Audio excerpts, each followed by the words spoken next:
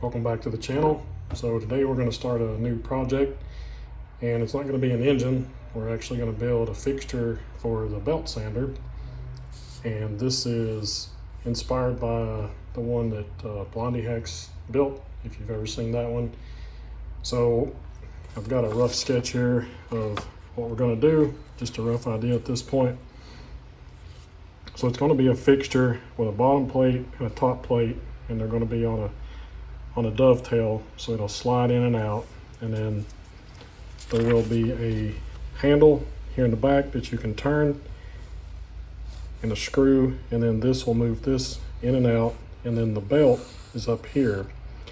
And what it's for is you can drill different size holes in here for different size pins, and then if you need to round something off on the end, like on a clevis, then you can stick it on this pin, and then you can swing it back and forth, cut a little bit, then you can turn this and advance this into the belt a little farther, and then turn it, keep moving this in until you make a full round on the end of it. So to do it, we could start with a solid piece here and then machine out the center and machine these dovetails. Same thing for the top piece. We could start with a solid piece, but I don't have a piece big enough for that, but I've got some plate. And then what we're going to do is cut this plate out, cut two plates out 4 inches wide, and then we're going to use this 1 inch by 1/2 inch bar here that's going to get bolted down, cut off here. This will get bolted to this plate, and then we'll cut our dovetail into this. Same thing on the other side with dovetail, and then the same thing for the center. There will be 2, and then they'll have dovetails cut in them, and then there will be a gib that goes in between, and then some Allen screws to keep the gib tight, and then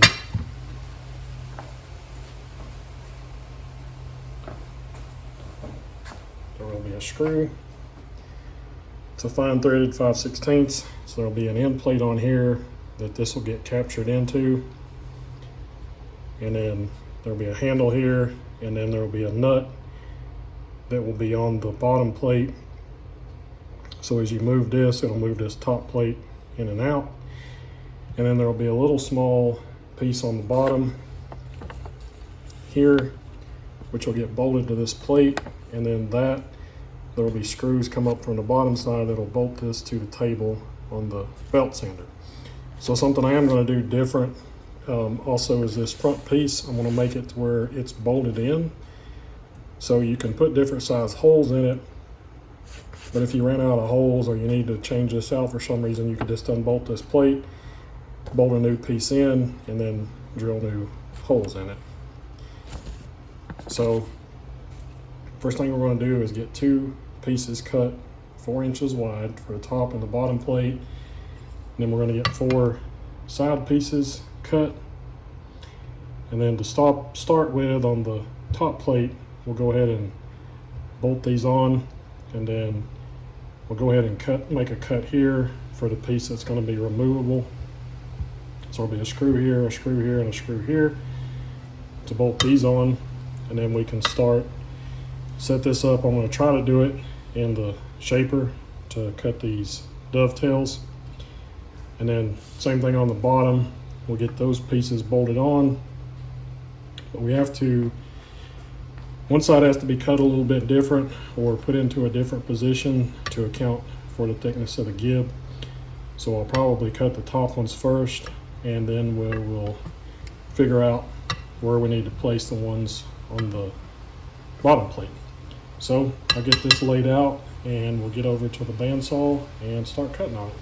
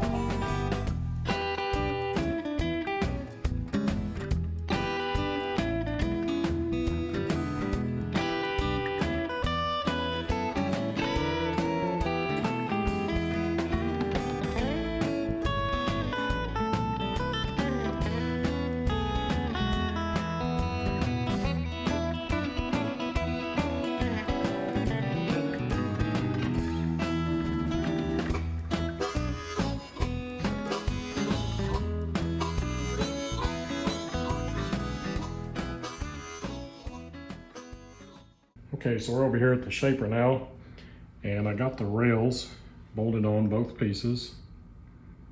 So this is the top with the removable front, and then this is the bottom.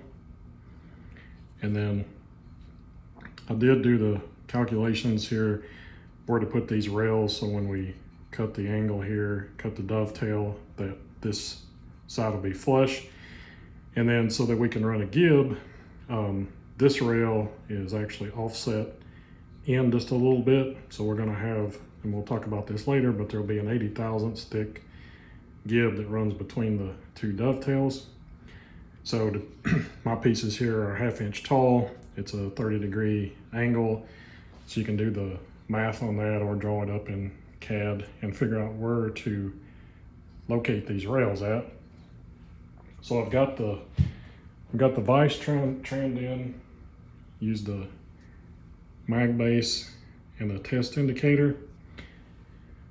So we've got the vise running square to the ram.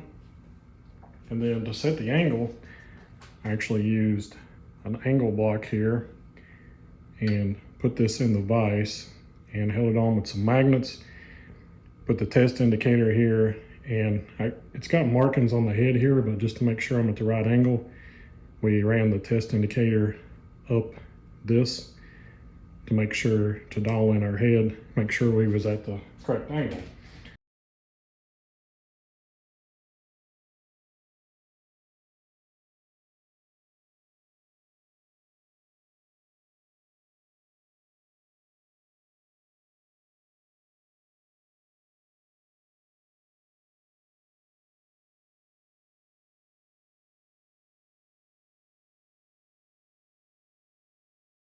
So I've also ground up a tool.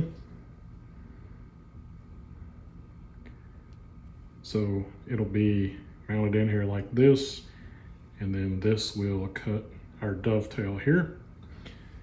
And then I've cut one side, just playing around here.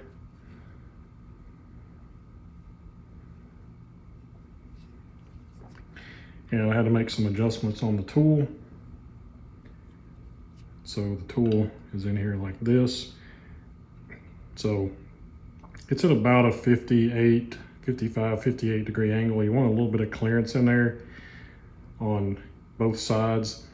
And I was running into an issue. It was doing fine up here, and then when it got down here in the bottom, the clapper wasn't wanting to return down. I didn't have enough clearance ground into it up here at the top. So I ground a little more clearance in there now. So we'll try it out again, and hopefully that's enough so that the clapper will drop back down when it gets down here to the bottom. And then to set this up, it's pretty much at the limit of what this ram will do. It's at full stroke, and then we'll get our tool in here and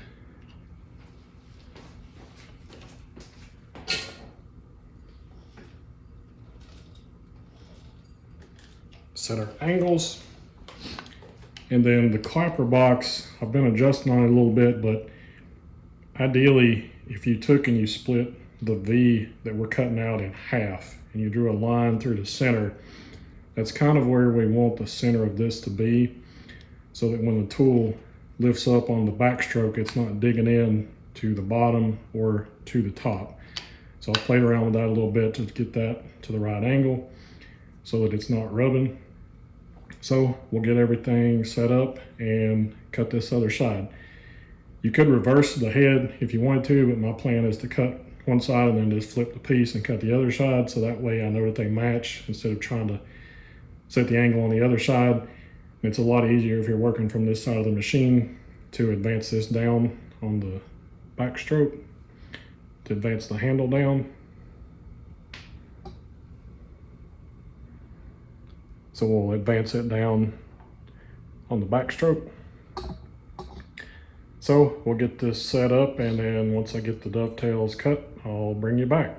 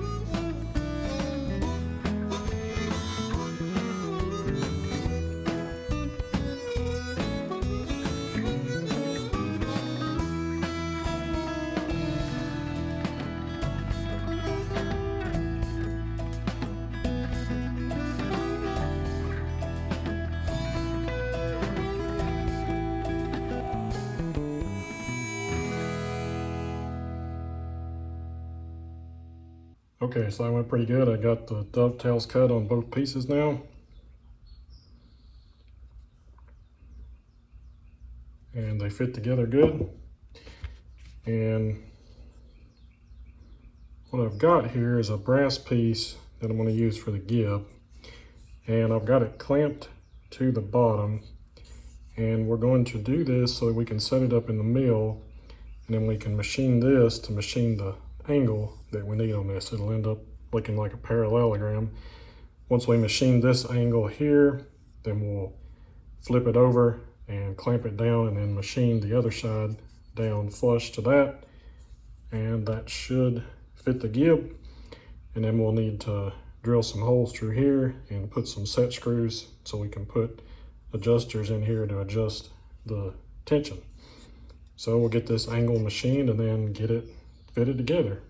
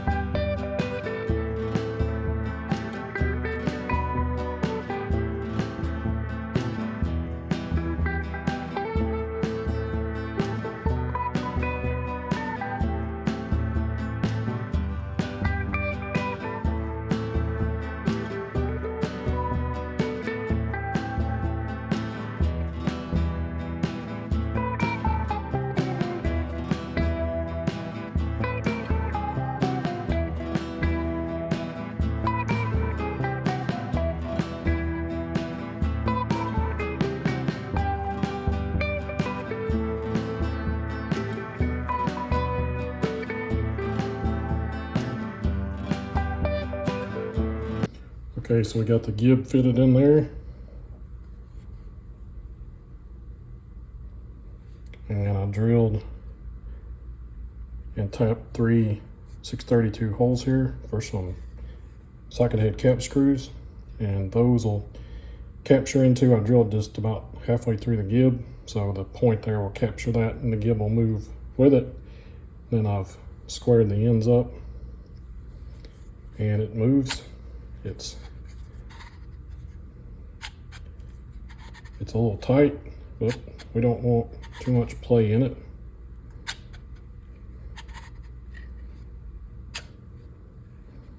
And you can see the gib moves with it.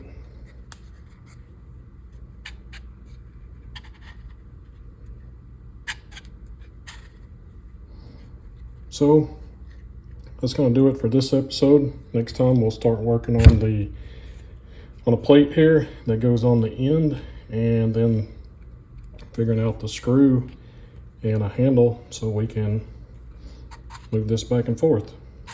Thanks for watching.